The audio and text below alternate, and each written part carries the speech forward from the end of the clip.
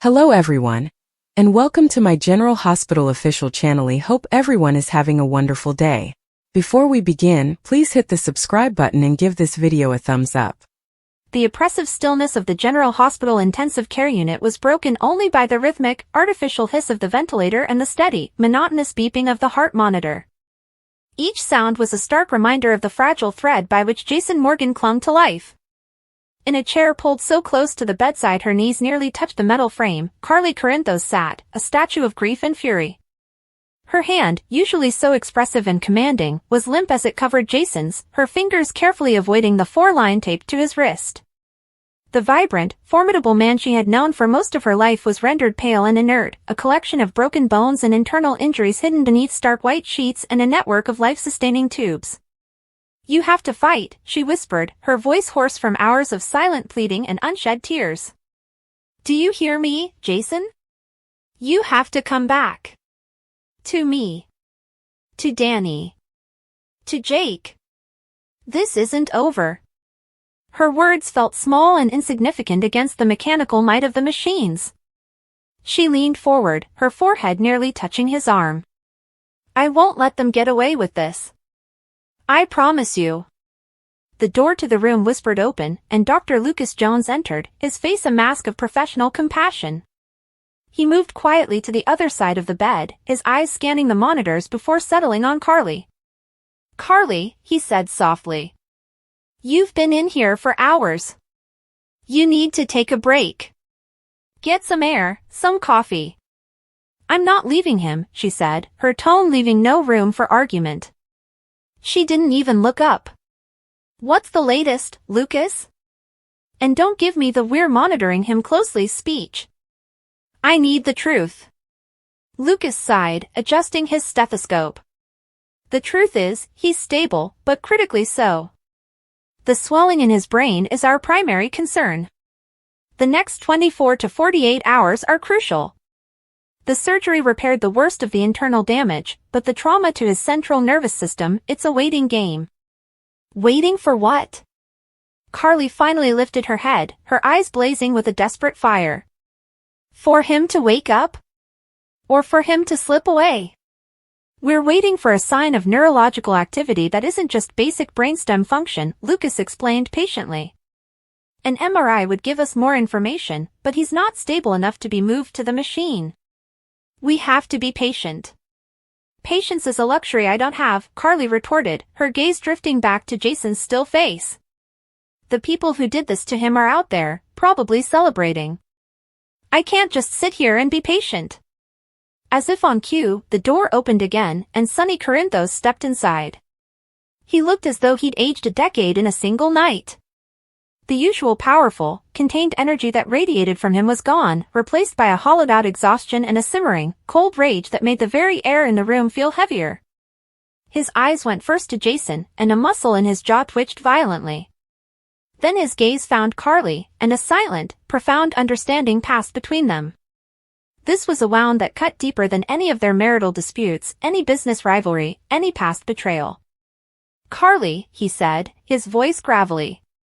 He came to stand behind her chair, a solid, familiar presence. His hand came to rest on her shoulder, and for once, she didn't shrug it off.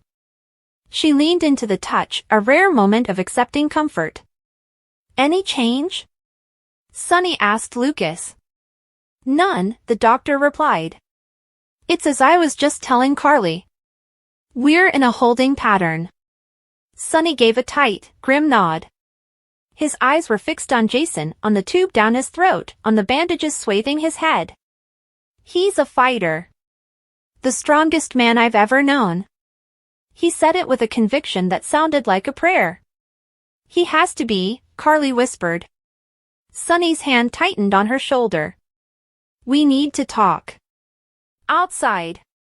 Carly hesitated, her instinct to refuse, to never leave Jason's side, warring with the grim purpose in Sonny's tone. Reluctantly, she stood, her body stiff from hours of immobility. She gave Jason's hand one final, gentle squeeze. "I'll be right back," she murmured to him, as if he could hear.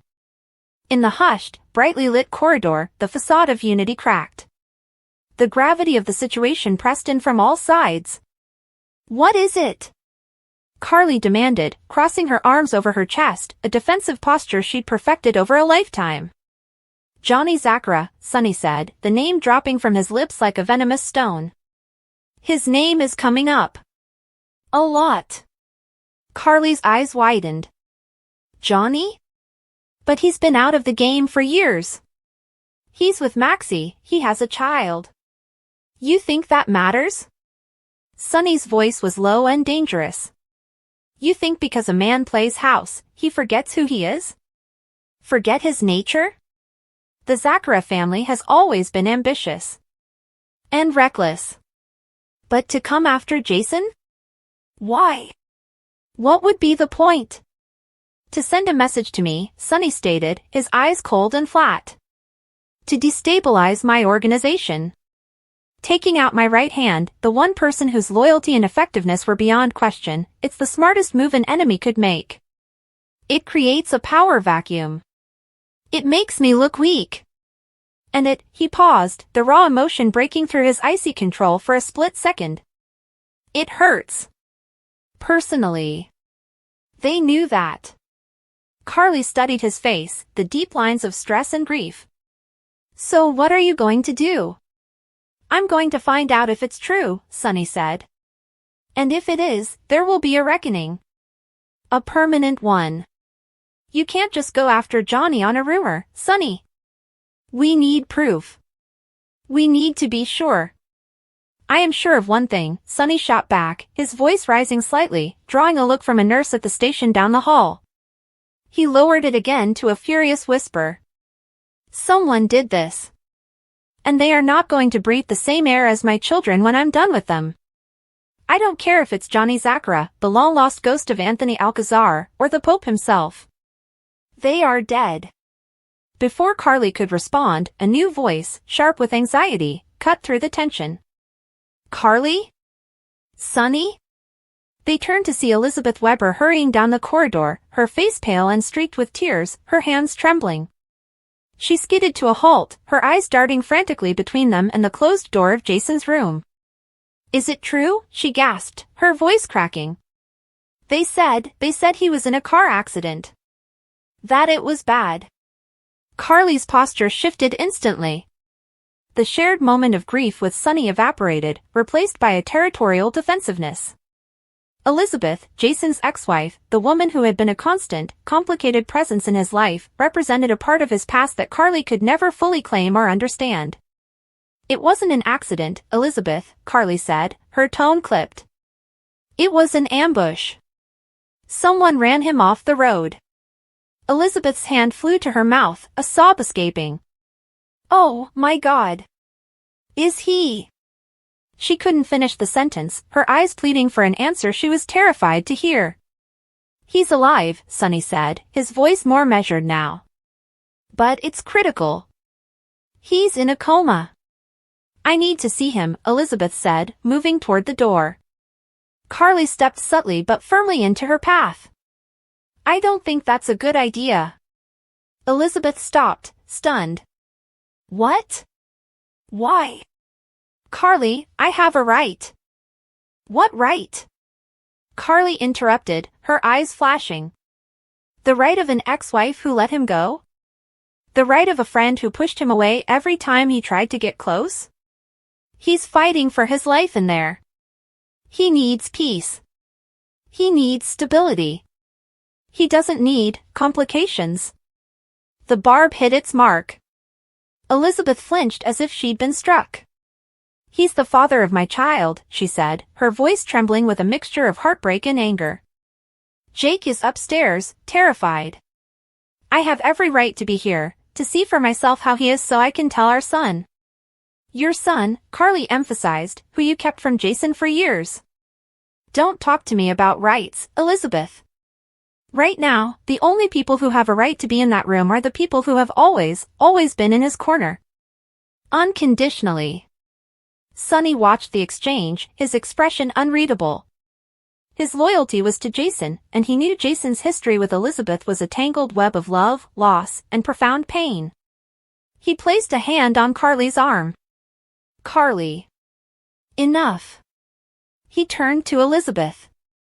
You can see him. For a minute. But you need to be prepared. It's not easy to see. Elizabeth nodded, fresh tears welling in her eyes. Thank you, Sonny. Carly shot Sonny a look of pure betrayal but said nothing as Elizabeth slowly pushed the door open and slipped inside.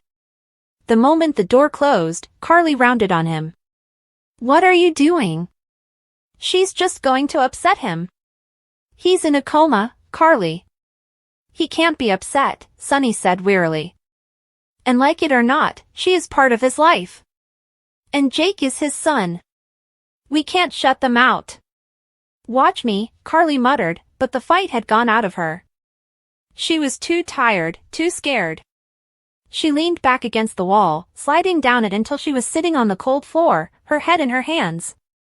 Sonny stood over her, a silent sentinel, his own mind already miles away, plotting strategies of vengeance and blood.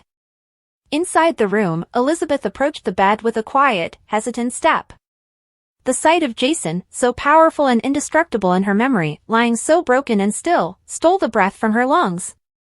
A choked cry escaped her, and she covered her mouth with her hand, her shoulders shaking. Jason, she whispered, her voice thick with tears. She reached out, her fingers gently brushing against his arm, needing to feel the warmth of his skin to confirm he was still alive. I'm so sorry. I'm so sorry. Her mind flooded with memories, their first kiss in this very hospital, their wedding, the joy of finding out she was pregnant with Jake, and the countless times he had saved her, protected her.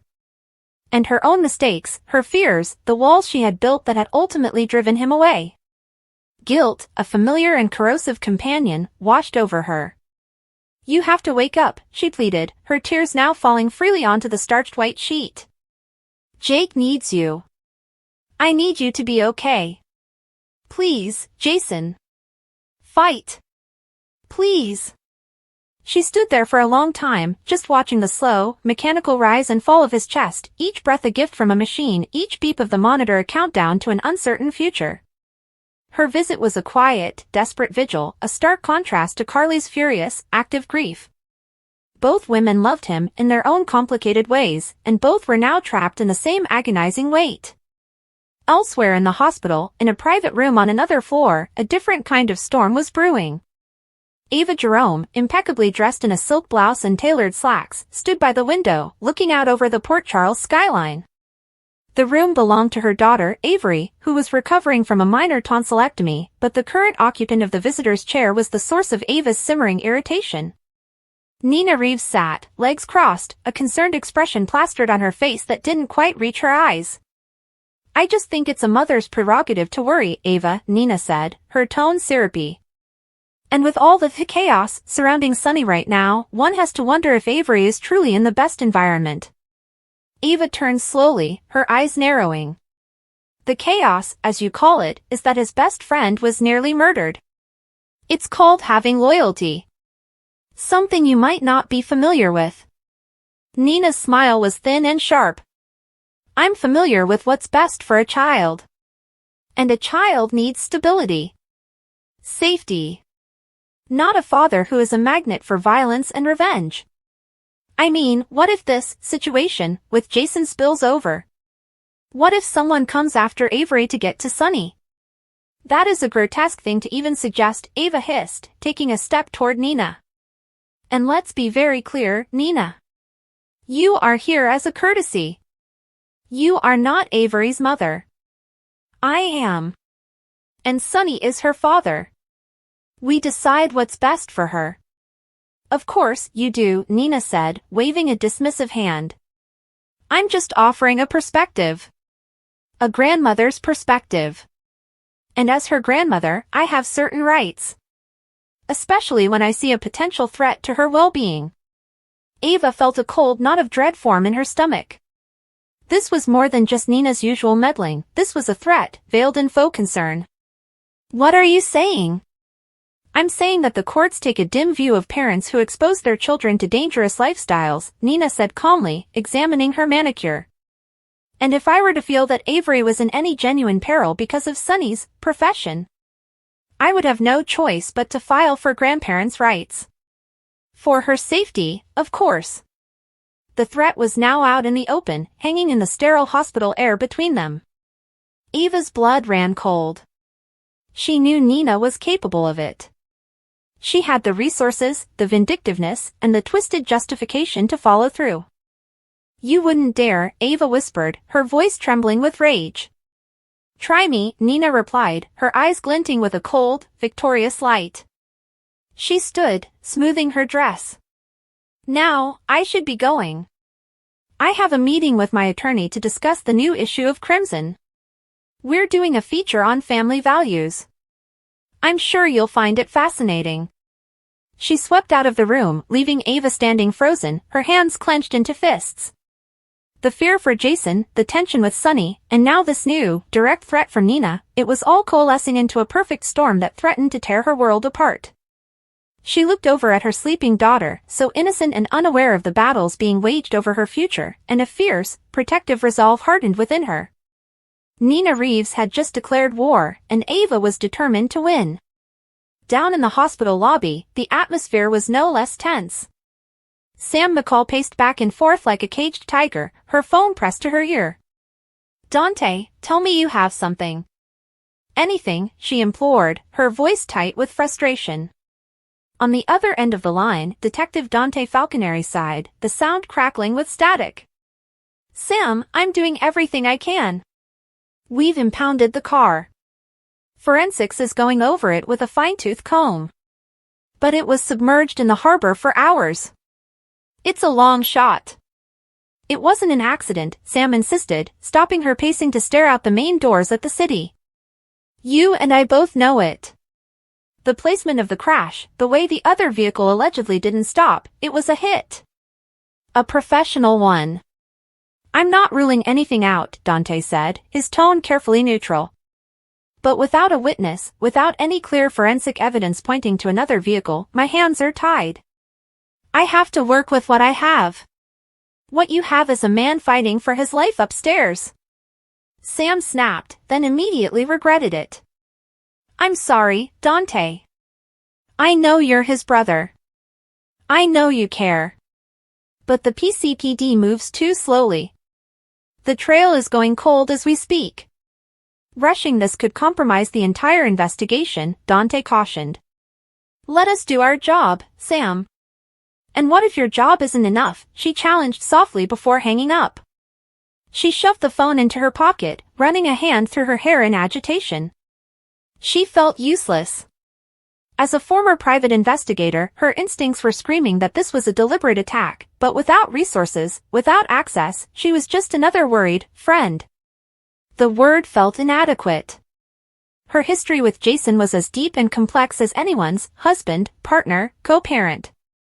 The thought of him lying helpless, of someone having done this to him and getting away with it, was unbearable. She turned and nearly collided with Drew Kane, who was holding 2 cups of coffee. His expression was one of deep concern. I thought you could use this, he said, offering her one of the cups. Sam accepted it with a grateful, if weary, nod. Thanks. Any news from upstairs? Nothing's changed, Drew said, his voice heavy.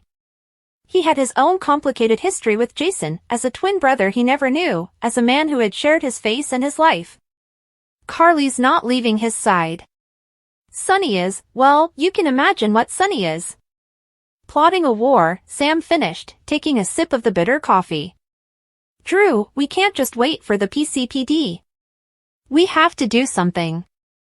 Drew studied her face, seeing the determined glint in her eyes that he knew so well. What are you thinking? I'm thinking that if this was a professional hit, there will be chatter. Someone in the underworld will have heard something. A job of this magnitude against a target like Jason doesn't happen in a vacuum. She lowered her voice, even though the lobby was mostly empty. You still have contacts from your time with the SEC, from your work with Cyrus Renaud. I have my old PI sources. Between the two of us, we can start shaking trees. See what falls out. Drew hesitated, his sense of order and legality warring with his loyalty to his brother. Sam, if we go poking around in that world, we could be stepping into a hornet's nest. We could make things worse. Or we could tip off the people responsible. Or we could find them before Sonny does and prevents an all-out gang war that gets more people killed, Sam countered. Or we could find a piece of evidence that the PCPD missed. We have to try, Drew. For Jason. The mention of his brother's name decided it. Drew's jaw tightened, and he gave a resolute nod. Okay. We try. But we do this carefully. We share everything we find with each other, and we don't take any stupid risks. Agreed? Agreed, Sam said, a spark of hope igniting in her chest for the first time since she'd received the devastating phone call. They had a purpose now. They were no longer just waiting. They were hunting. Back in the ICU, the shift change brought a new nurse, a fresh-faced young man who introduced himself as Leo. He went through the routine checks with quiet efficiency, documenting Jason's vitals, adjusting the drip on his fore, and listening to his chest with a stethoscope. Carly, who had resumed her post at Jason's bedside, watched his every move like a hawk. His blood pressure seems low, she stated, more an accusation than a question. It's within the expected range for his condition, Ms. Corinthos, Leo replied calmly, not looking up from his chart. And his temperature? He feels cold. We're monitoring his core temperature. It's stable. The nurse finished his notations and offered her a small, professional smile. He's getting the best possible care. I'll be at the station just outside if you need anything. Once he was gone, Carly let out a frustrated breath. She knew she was being difficult, but she couldn't help it. Every beep, every flicker of a number on a screen, sent a jolt of adrenaline through her. She felt like she was the only thing standing between Jason and the abyss. Her phone buzzed in her pocket. She pulled it out and saw a text from her son, Michael. Mom, how is he? We're all here for you. Let us know if you need anything. The simple message of support brought a fresh wave of tears to her eyes. She typed back a quick, no change. I'll call you later, before putting the phone away. She looked at Jason, at the strong, quiet man who had been a constant in her chaotic life, her best friend, her protector, her confidant. You remember when Michael was a baby? She said softly, her voice barely above a whisper. She was talking to fill the silence, to keep the connection alive. And you promised me you'd always look out for him? You've kept that promise 1,000 times over. You've looked out for all of us. Now it's our turn to look out for you. But you have to help us, Jason. You have to come back to us. She leaned forward again, her monologue continuing, a stream of memories, pleas, and promises, pouring out her heart to the unhearing ears of the man she loved more than anything in the world. It was a vigil she would maintain for as long as it took, fueled by a love as fierce and unyielding as the man lying in the bed before her. The day wore on, the light outside the window shifting from the pale gold of morning to the hard, bright white of afternoon. In the world outside General Hospital, life went on, oblivious to the personal cataclysms contained within its walls. But inside, the fates of countless lives remained suspended, tied to the steady, mechanical beat of a single heart monitor, waiting for a sign, for a miracle, for the storm that was inevitably coming to break. Her inner monologue storms, she imagines Michael slipping Edward's gun into Liz's bushes, sneaking away. She stops, gasps, and presses a finger to her lips. She starts weeping quietly. Cut away to Michael's loft. He's on the phone, slumped in a chair, sleeves rolled up. Michael, no, listen, this is not how I wanted it to go. I swear I didn't fire. I didn't plant. You've gotta help me figure out who did. He hangs up, stares at the wall, eyes haunted. He rubs his face, then suddenly bolts upright. Michael, if I'm going down for Drew's shooting, fine.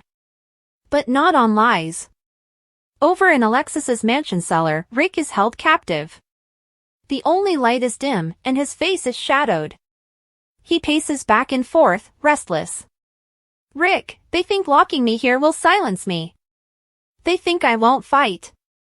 Elizabeth. I have to see her. I have to warn her. He presses his ear to the damp wall, hoping to hear whispers above. In the basement, the camera lingers on the crack under the door, faint light leaks through. Scene shift, Sidwell's office in City Hall. Papers, maps, and files strewn. Sidwell stands before a window, hands clasped behind his back. Christina enters quietly. Christina, sir, I have the updated manifest. The route for the shipments has shifted. The plan? They're escalating. Sidwell, good. Let them think they're safe. I want Port Charles under my thumb. Starting tonight, new moves. No mistakes. Christina nods, uneasy, as Sidwell turns and smiles, a slow, predatory turn. Next, Ava meets Christina at a quiet cafe. They slide into a booth, tension evident. Ava, I don't want enemies with you, especially now. We should call a truce. Christina, a truce, Ava? After everything? You were always willing to cross lines. Why should I trust you now? Ava rests a hand on the table, earnest. Ava, because if Sidwell wins, we all lose. I can help. We can watch each other's backs. Christina studies her, eyes flickering. Back at Anna's office. Anna's cell phone buzzes. She glances, sighs, then looks at Nina. Anna, the detective just called. They found traces of Edward's gun at Liz's property. And the gun is registered to him. Nina's face drains of color. Nina, that can't be. It's, Michael did that. He planted it. I know he did. Anna sighs and leans back, folding arms. Anna, Michael is now your only suspect. And you, Nina, are in a trap of your own making. Willow, in the garden, hears a sound. She looks up, sees Michael approaching from the driveway. He halts when he sees her. Michael, Willow. I didn't know how to talk before. But you don't believe me, do you? Willow's lips tremble. Willow, how could I? All the evidence points to you. The gun, your behavior. I trusted you, I loved you. But now. Her voice cracks. She turns away, brushing tears. Michael steps forward. Michael, I swear, I had nothing to do with the shooting. I didn't plant that gun. If you give me a chance. Willow interrupts, voice cold. Willow, a chance? After what's happened? I want the truth. Or I walk away. Michael's face hardens, but he nods. Michael, fine. Then I'll find it. I'll clear my name, no matter what it takes. Cut to Rick in the basement, hearing a faint footstep above. He freezes, strains to listen. The lock creaks. The door cracks. Cut to black.